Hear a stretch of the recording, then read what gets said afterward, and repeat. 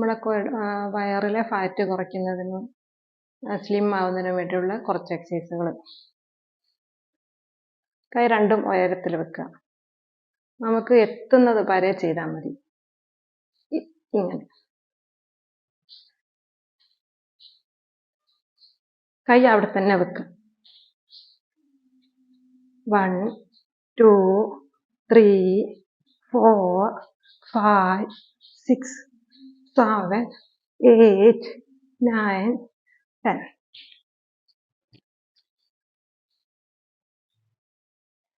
1 2 3 4 5 6 7 8 9 10.